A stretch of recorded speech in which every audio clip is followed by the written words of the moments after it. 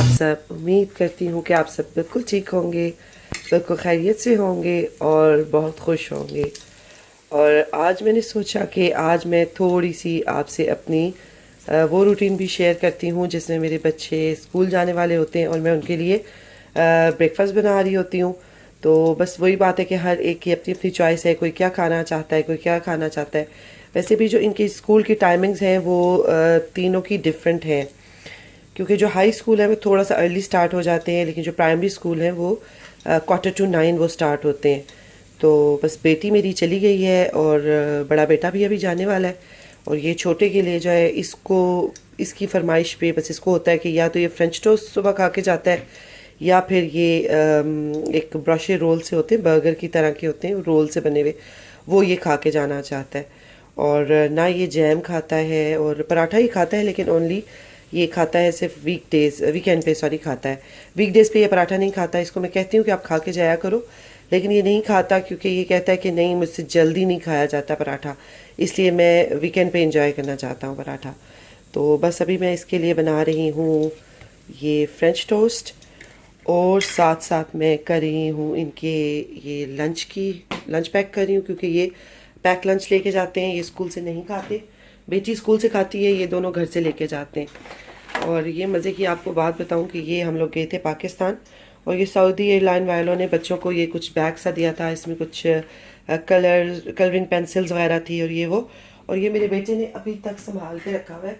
और ये जो है ये कहता है कि इसने अभी तक ये संभाल के रखा हुआ है, और इसको बहुत अच्छा लेके जाता है कि ये इसको दिल करता है कि मैं ये चाहते कहते हैं कि मुझे इसी में लेके जाना है अपना लंच।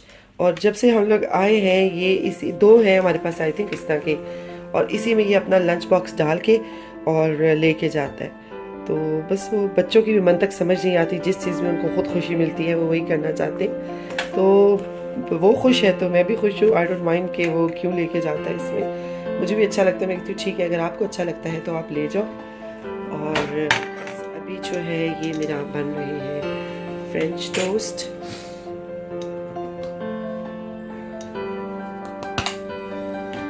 इसमें मैं थोड़ा सा डालती हूँ ऑयल, और थोड़ा सा इसमें मैं डालती हूँ बटर। इस तरीके से बनाइएगा, फ्रेंच टोस्ट तो बहुत अच्छे बनते हैं। थोड़ा सा इसमें आप डालें बटर, और वो बड़ा अच्छा सा इसका टेस्ट आता है। बिल्कुल ऑयल डालने से वो इतना अच्छा नहीं लगता, लेकिन बटर डालने से तो ये बहुत मज़ा आता है इसमें। और छोटा बेटा मेरा भी सोया हुआ है, वो उठेगा तो पता चलेगा कि आज उसकी क्या हालत है और वो कैसे फील कर रहा है। रात में तो अल्हम्दुलिल्लाह थोड़ा बेहतर सोया है, कंपैरेटिवली बेहतर सो गया वो, वरना तो ये हो रहा था कि वो 2 दिन से तो वो बिल्कुल नहीं सो पा रहा था। तो आज तो वो बिल्कुल अल्हम्दुलिल्लाह सही सोया, बिल्कुल सही नहीं लेकिन बेहतर सोया। तो अब देखते हैं कि उसे आज मैं नर्सरी भेजती हूँ कि नहीं। तो बस ये मैंने सोचा आज थोड़ी सी, मैं हमेशा अपने ब्रेकफास्ट से स्टार्ट करती हूँ, तो आज स्टार्ट करती हूँ कि जब बच्चे जाना लगते हैं स्कूल और उनके लिए जो मैं नाश्ता बनाती हूँ। तो बेटे ने तो बड़ा बेटा जो है वो मेरा बॉयल एग और साथ में स्लाइस लेता है, ब्रेड खाता है जैम के साथ। बेटी मेरी खाती है ऑमलेट और साथ में खाती है ब्रेड, और ये खाता है ये फ्रेंच टोस्ट। तो बस अब मैं इसके लिए बना रही हूँ फ्रेंच टोस्ट, और फिर उसको मैं स्कूल छोड़ के आती हूँ और फिर देखते हैं कि क्या करना है आज। अब मैं जा रही हूँ बेटे को स्कूल छोड़ने। ये देखिए हवा कितनी ज़्यादा है आज, और नो मैटर वेदर कैसा भी हो, आपको ये वाली ड्यूटी जो है ना वो देनी ही पड़ती है बच्चों को स्कूल छोड़ने की और लाने की। लेकिन मुझे अच्छी लगती है इसलिए क्योंकि जब आप बाहर निकलते हो तो आपके लोगों के साथ कनेक्शन बनते हैं, वरना आपको पता नहीं होता कि साथ वाले घर में कौन रह रहा है और कौन नहीं रह रहा। तो इसलिए जब आप जाते हैं स्कूल में तो वहाँ पे आपको मुस्लिम फैमिलीज़ मिलती हैं और आपकी इसी तरीके से उनके साथ इंटरेक्शन होती है और जान पहचान होती है। तो पर्सनली मुझे अच्छा लगता है। और नाश्ता हम लोगों ने कर लिया है और अभी हम बैठे हुए, और अब मुझे हंसी आ रही है कि ये मैंने सोचा इसको मैं ब्रेकफास्ट करवाऊँ। मैंने इसको थोड़ा सा खिलाया, और ये जो है ये अब मुझे मूव नहीं होने दे रहा। टीवी के पास से और मुझे कह रहा है कि मेरे साथ आप बैठो यहाँ पे और मेरे साथ बैठ के तो ये कार्टून देखो।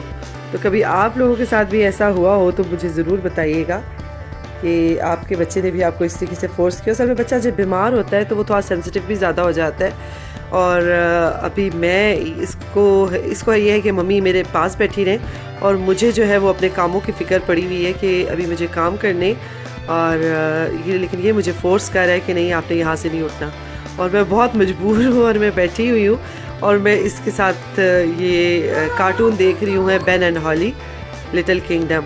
और अब मुझे पता नहीं है कि मैं किस तरीके से इसको बहलाऊँगी और यहाँ से उठूँगी। बड़ी मुश्किल के साथ मैं बेबी से अपनी जान छुड़ा के आई हूँ किचन में और मैंने सोचा कि मैं आज बना लेती हूँ चिकन का सिंपल सा शोरबा, क्योंकि मेरे बच्चे जो है वो चिकन का शोरबा बहुत शौक़ से खाते हैं। और ये है कि बस मैंने कहा ये बना लेती हूँ आज। और ये बहुत ही छोटी चिकन आ गई है, कोई यहाँ पे ये बेबी चिकन होती है, एक मीडियम साइज़ होती है, लेकिन ये वैसे ज़्यादातर वेजिटेबल्स में अच्छी लगती है, लेकिन अब मेरे पास यही पैकेट पड़ा हुआ था तो मैंने सोचा इसी का शोरबा बना लेती हूँ। और बस मैंने किया ये है कि मैंने इसको सिंपल सा किया है, प्याज ब्राउन किए हैं और उसके बाद मैंने उसी ऑयल में डाल दिया ये चिकन। अब चिकन को मैं थोड़ा सा गोल्डन ब्राउन करूँगी और यहाँ पे मैंने टमाटर और प्याज जो है वो उनको ग्राइंड करके रख दिया है और मसाला भून के और फिर ये मैं चिकन बीच में डाल दूँगा। बहुत सिंपल सा है, हम सबके घरों में बनता है और हर एक का लेकिन अपना तरीका है बनाने का। तो बस अब मैं ये बना रही हूँ चिकन, तो देखें अब ये कैसा बनता है। हाँ जी, तो मसाला जो है वो मेरा हो चुका है, ये देखिए बहुत अच्छे से भुन चुका है। और अब मैं इसके बीच में डालूँगी ये जो मैंने चिकन करके रखा था ब्राउन गोल्डन सा, ये मैं इसके बीच में डाल दूँगी। और अब मैं इसको अच्छे से दोबारा से मैं इसको भूनूँगी चिकन के साथ ताकि ये अच्छा सा मिक्स हो जाए। और इसको मैं अच्छा सा भूनूँगी, कुछ देर तक भूनती रहूँगी, 5-10 मिनट्स तक भूनती रहूँगी इसको मैं। और फिर उसके बाद मैं इसके बीच में डालूँगी पानी शोरबा बनाने के लिए। वो तो आप पे अपना डिपेंड करता है, अगर आप थोड़ा भुना भुना रखना चाहते हैं तो आप भुना हुआ भी रख सकते हैं, अगर आप शोरबा बनाना चाहते हैं तो फिर आप शोरबा भी डाल सकते हैं। लेकिन हमारे घर में ज़्यादातर शोरबा ही पसंद किया जाता है, इसलिए फिर मैं शोरबा रखती हूँ।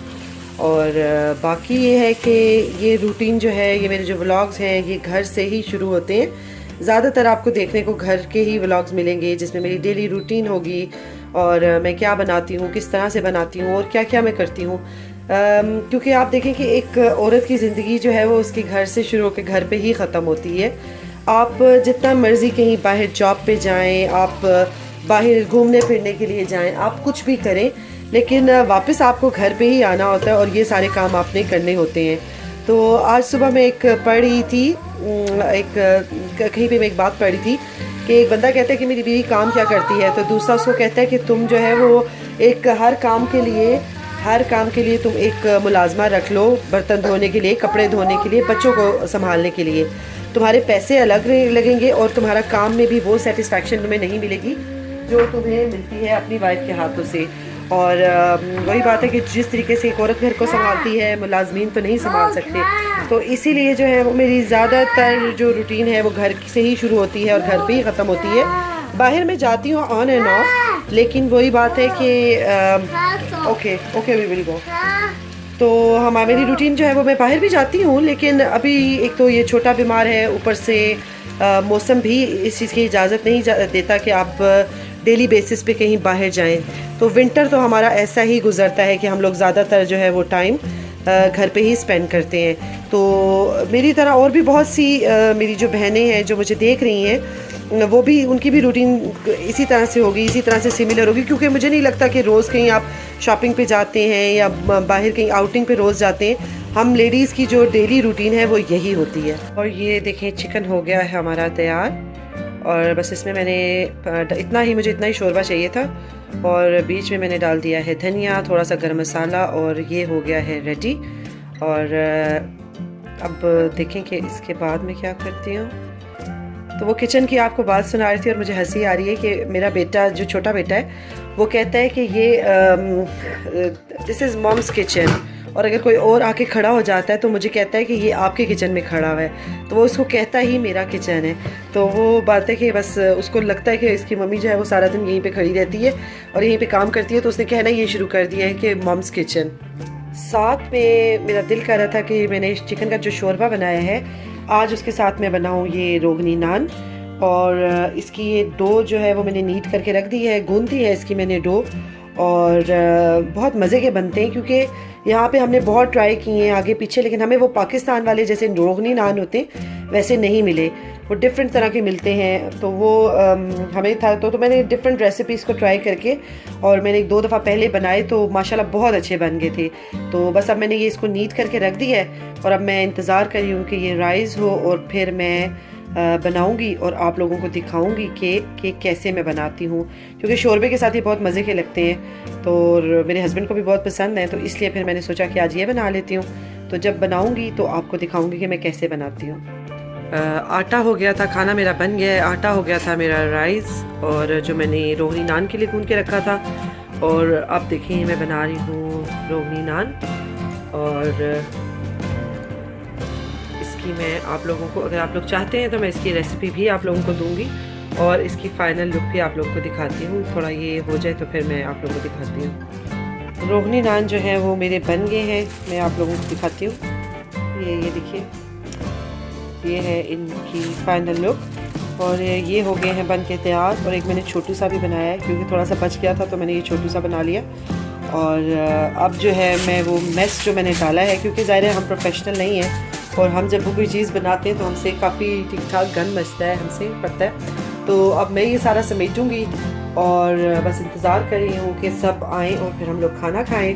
तो आज की जो मेरी वीडियो है, बस आज का जो व्लॉग है वो यहीं पे मैं ख़त्म करती हूँ। और इंशाअल्लाह ताला अगर ज़िंदगी रही तो कल आप लोगों से मुलाकात होगी एक नए व्लॉग के साथ। और बस आप लोग अपना बहुत ख्याल रखिएगा, दुआओं में मुझे भी याद रखिएगा। इंशाल्लाह कल मिलते हैं। अल्लाह हाफिज़।